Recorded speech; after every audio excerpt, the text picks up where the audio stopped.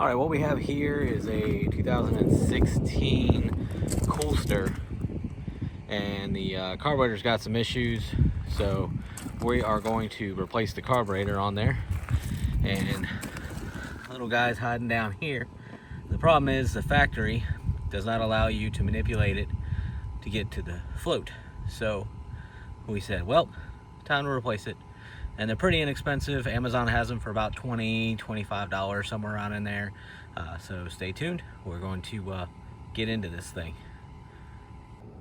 So before you get started, you're going to need a couple tools. You are going to need a 10 millimeter for these bolts up here. Those two bolts, one on each side, you're going to take those off. You are going to need a Phillips screwdriver and a flathead. The flathead is going to be for the air filter band over yonder to get that off. And you may need a Phillips along the way, so grab it anyway. And a pair of pliers, just in case. All right, so one important thing, make sure that the ignition's off, you don't have anything electrical on, and that you actually have your fuel in the off position. All right, so we're going to take these bolts right here off, if you can even see them. They're tucked up inside of there. You need a 10 millimeter in order to get those things off.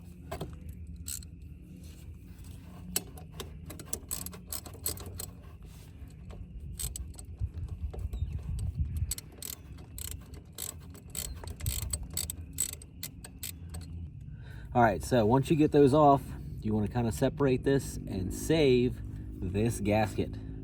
Very important. All right. Now, once you've got that taken care of, go ahead and remove this hose from your air filter. All right, so now come back onto the other side and you're gonna remove your fuel line, and you're also gonna remove this line down here.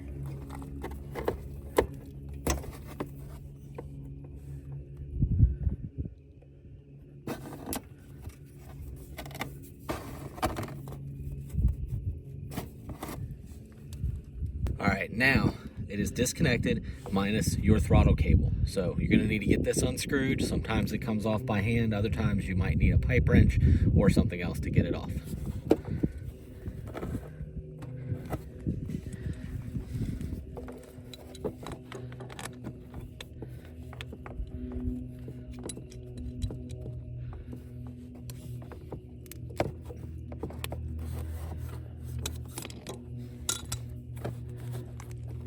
Now, when taking this off, be careful because there is a spring inside of here that is connected to the needle. You're not going to need to worry about those because you're replacing that part, but it makes it easier to keep attention on it.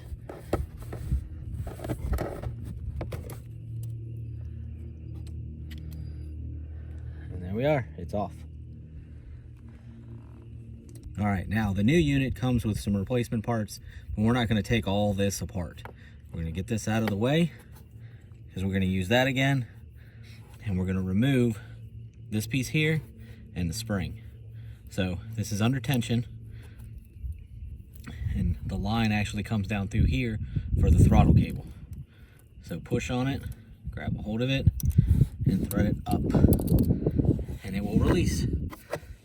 Now remove your spring and remove the old gasket that's in here because you have a new one of these. All right, so this is our new unit here that we're going to replace, almost identical. The big difference is the bottom actually has screws to work on the fuel bowl if you need to, if the float gets messed up. This one, it is completely sealed from factory and you can't do anything to maintain it. So we're going to go ahead and take off the air filter and get it mounted up onto the new one, and then we can go ahead and start on the throttle cable. All right, now that we've got that on there, you need to remove this here. This is actually the housing from the throttle cable coming down. We are not going to be using this upper piece because it's already on the machine, but we're going to save that. We also need to keep the spring, and we're going to need the needle out of it. There we go. So be careful taking this off. It does have a little spot of glue on it in there somewhere. You don't want to crack it. See the glue? right, now that we have that, we can put it on the old one. Toss that to the side, toss that to the side, and put it on.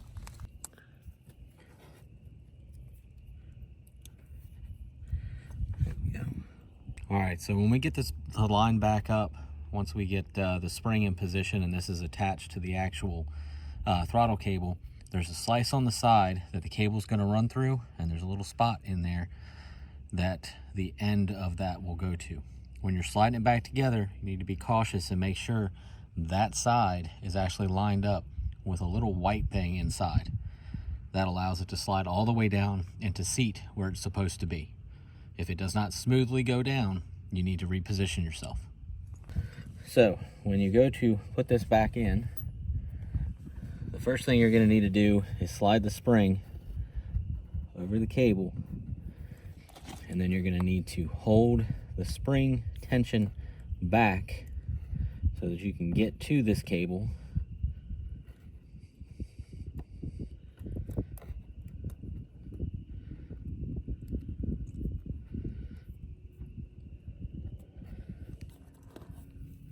And slide your needle back in position.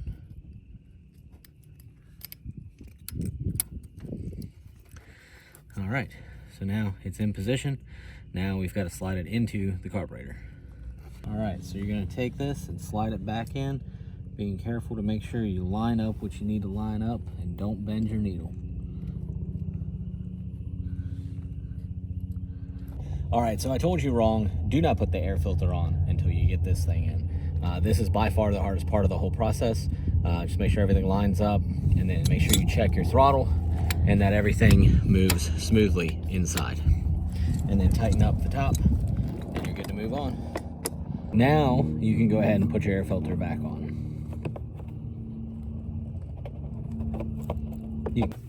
All right, so the next thing, you're gonna wanna come and get this drain hose connected to the bottom before you go any further, otherwise you're not gonna be able to get to this. All right, the next thing to do is to get your gasket on, but please make sure that the side with the O-ring is actually facing toward this pipe.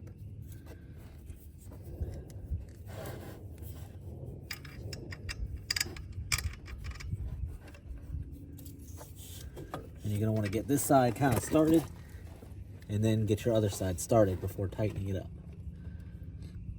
Yeah. All right, now that you have them hand tight, you can go back through and tighten up, but you wanna make sure that you tighten it up to a good point and then go to the other side and make sure the other side is about equal before tightening all the way. Now that you have that nice and tight, get your fuel line back on.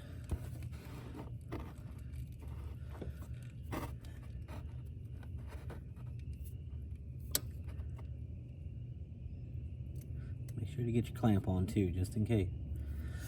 All right.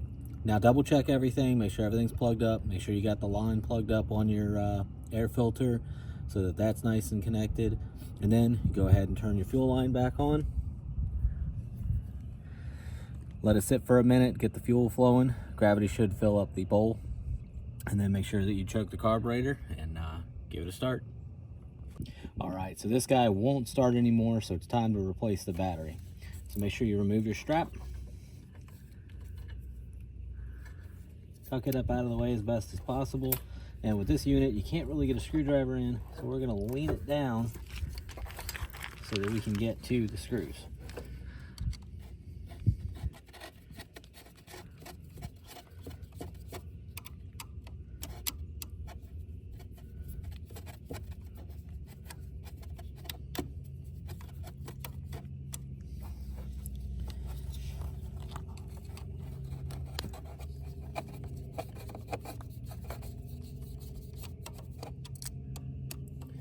Don't worry about losing your hardware, because usually you get new with the battery. So take your old one out, dispose of it properly at your local recycling center. All right, so sometimes this part can prove to be challenging because you got to be in a weird angle. But you need to take this little square nut and stick it inside of here, and then you're gonna have to get that aligned to run your screw between your connections. So bear with me while I fight this thing.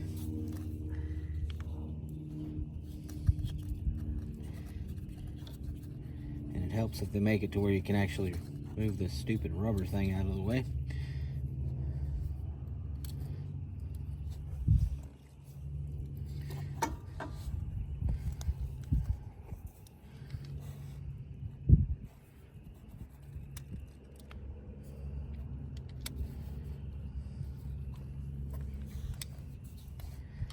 And I find it helps if you just kind of get it started so you can manipulate and move it where you need to so nothing falls apart.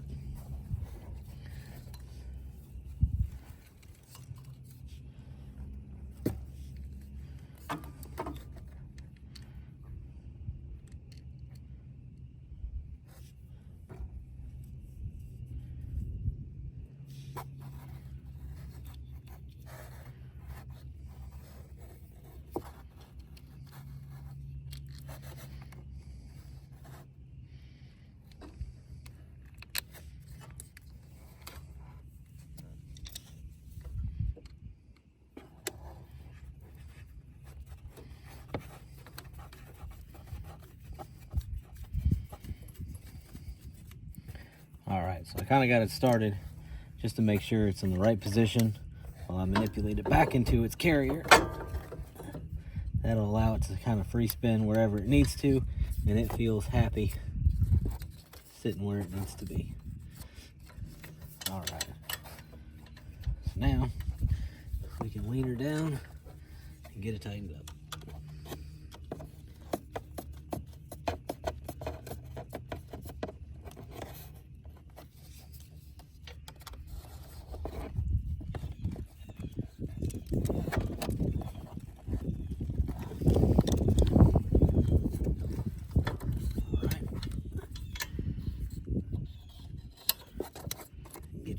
Back on to try to protect it from whatever you might run through with your ATV.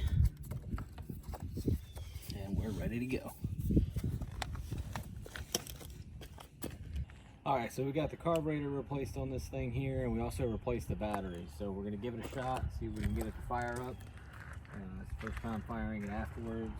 Make sure the carburetor is choked.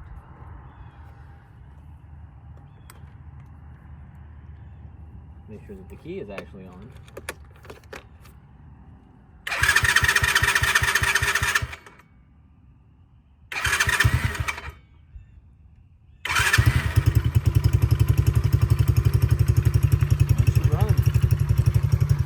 Let the choke stay on for a little while